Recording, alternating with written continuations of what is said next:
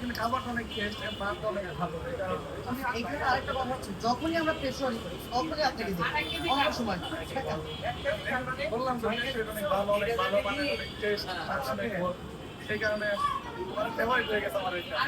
আসলে মূলত এটা কাদের কথা নেন বা আসলে কিরকম ফিডব্যাক দিচ্ছে আগে থেকে, এটা যদি আমাদেরকে একটু এটা বলেন। আমি মূলত আমার স্যারের জন্য।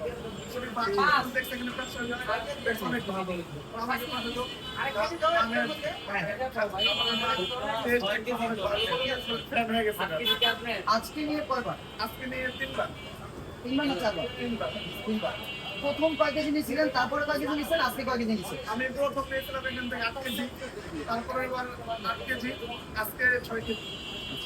এটা কি প্রতিনিয়তই নেওয়া হচ্ছে? জি জি, আমি তো 2 সপ্তাহ আগে নিয়ে গেছি এখান থেকে 8 কেজি।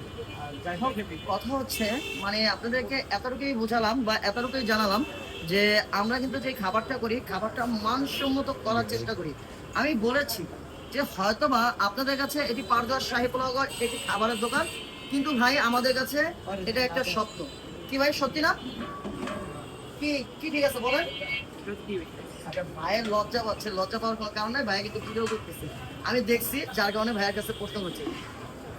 সোজা কথা, এক কথা, যে পারদোয়ার শাহী পোলাও আমার একটা স্বপ্ন। আর পারদোয়ার শাহী পোলাও বলতে কি, মানে হাজী মোহাম্মদ মনির হোসেন বাবুর্চি আমার কাছে একটা স্বপ্ন, যে তার এই প্রতিষ্ঠান বা তাকে পুরো বাংলাদেশের মানুষজন এক নামে চিনবে, খাবারের জগতের সেরা হাজী মোহাম্মদ মনির হোসেন বাবুর্চি। এই কথাটা যখনই আমরা শুনতে পারবো, তখনই আমাদের সার্থকতা অথবা সফলতা খুঁজে পাবো।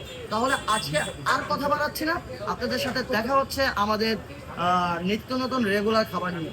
দোয়া করবেন, ভালোবাসা দিবেন। আগামীকালকের কথা বলছি এর পরের ভিডিওতে।